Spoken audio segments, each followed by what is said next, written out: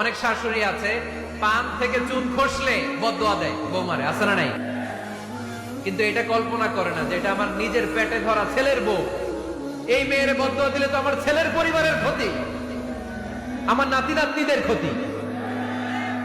এই কমন যোগ বিয়োগটা বুঝে না। করবেন না, কষ্ট দিবেন না বৌমাকে। আপনি যদি আপনার বৌমাকে কষ্ট দেন, আপনার নিজের মেয়েটাও বৌমা হয়ে আরেক বাড়িতে যাবে, সেও সেই একই কষ্টগুলো পাবে।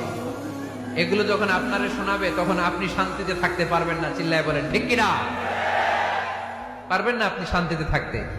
নিজের মেয়ে সকাল 11টায় ওঠে, ওইটার দোষ নাই। বৌমা কেন উঠলো না? ঝামেলা আছে না নাই? ঘুম থেকে দেরিতে ওঠে, উঠবে আস্তে আস্তে। আপনাদের সাথে মানায় চলতে পারে না? পারবে, সব পারবে। আপনিও একদিন পারতেন না।